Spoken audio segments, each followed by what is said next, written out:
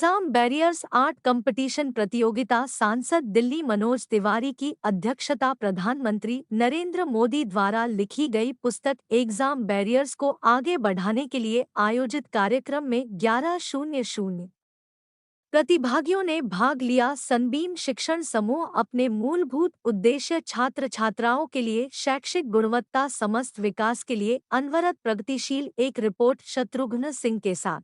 Sunbeam Varuna में जो 9th plus के जो स्टूडेंट्स हैं उनके साथ हमने आज उस कार्यक्रम के समापन में भाग लिया जो एग्जाम वॉरियर्स कंपटीशन है। और देश के प्रधानमंत्री नरेंद्र मोदी जी, उनका इस पे बहुत फोकस है कि बच्चों को एग्जाम स्ट्रेस नहीं बल्कि उत्सव के रूप में दिया जाए। एग्जाम को जो स्ट्रेस समझेगा, तनाव समझेगा, फिर वो मानसिक रूप से भी बहुत अच्छा करने में प्रॉब्लम आती है और शारीरिक रूप से भी।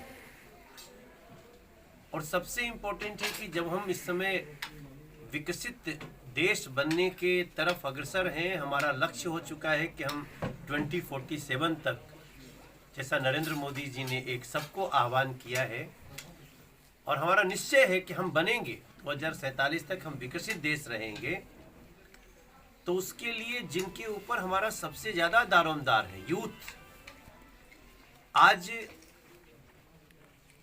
उनकी छोटी छोटी प्रॉब्लम्स को, इश्यूज को हमें देखना है।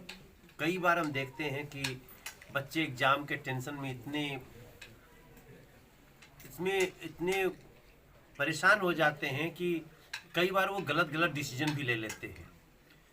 तो देश के प्रधानमंत्री जी ना सिर्फ गरीबों के घर में अनाज पहुंच जाए फ्री का, गरीब लोगों को इलाज मिल जाए फ्री का, जो लोगों को मिलेट्स मिले, जो स्वस्थ रहें, अच्छी अच्छी सड़कें हों, इसके अलावा जो रियल हमारा फ्यूचर है इंडिया का, यूथ, उसको कैसे हम एग्जाम को उत्सव मनाते हुए विकसित भारत के संकल्प में उसको भागी बनाएं, हम उस कार्यक्रम के लिए यहाँ उपस्थित हैं। और मुझे बहुत अच्छा लगा, बच्चे बहुत रिस्पॉन्सिव थे और मुझे भी थोड़ा सा बच्चों के साथ जब मिलता हूँ तो हमारा भी टेस्ट होता है कि अभी हमको जानते हैं कि नहीं जानते हैं, तो वो भी मुझे बहुत अच्छा लगा है। और थैंक्स हर्ष जी को, इस सनबीम वरुणा को, कृतिका जी हमारे साथ बैठी हैं, इन लोगों ने ये प्लान किया। हमारे एक मित्र हैं अखिलेश जी, और वो प्रधानमंत्री कार्यालय से उनका संदेश आया और हम आज बहुत एक अच्छा कार्यक्रम करके और बहुत आशा से कि हमारे बच्चे सही दिशा में जा रहे हैं, हमारे टीचर्स सही दिशा में जा रहे हैं, अब हम वापस अपने दिल्ली के लिए प्रस्थान कर रहे हैं। सर, कुछ देर पहले आपने कहा कि 2024 में आप लोगों का भी एग्जाम होने वाला है, तो कितना टफ होगा वो एग्जाम आपके लिए? हम स्ट्रेस में नहीं हैं क्योंकि हम तो दूसरों को भी बता रहे हैं, तो स्ट्रेस में तो दूसरे लोग हैं जो भगवान राम की प्राण प्रतिष्ठा में भी नहीं जाना चाहते हैं, तो हम उनको भी बोलते हैं why are you so stress. Sir, उनका कहना है कि उन्हें इनवाइट ही नहीं किया जा रहा है। क्या बात करते हैं, हम तो चाहते थे कि ना इनवाइट किया जाए,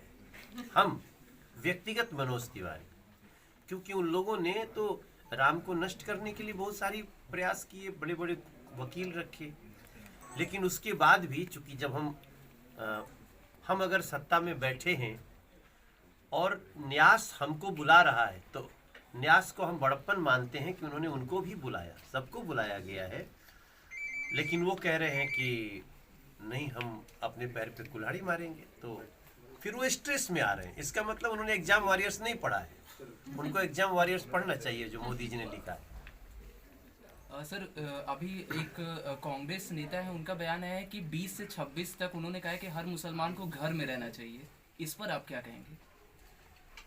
देखिए, हमारे देश में इस तरह से लोगों ने डराया है, लोगों को, किसी कम्युनिटी को डराया गया, किसी कम्युनिटी से, किन्हीं ग्रुप को डराया गया किसी ग्रुप से। ये तो समय ऐसा चल रहा है कि सभी धर्मों का सम्मान, और यही हैं, इसी सिद्धांत में मिलते हैं राम। तो जो लोग इस तरह फिर डराने की कोशिश कर रहे हैं, अब उनका असर नहीं चलने वाला है। तमाम आप देखिए, इकबाल अंसारी जी भी जो केस लड़ रहे थे, वो खुद ही प्रधानमंत्री मोदी जी के आने पे खड़े हैं, क्योंकि माननीय सुप्रीम कोर्ट ने फैसला दिया है we are law abiding person, तो हम उसके साथ खड़े हैं। अब जो डरा रहे हैं, इसका मतलब वो खुद डर रहे हैं।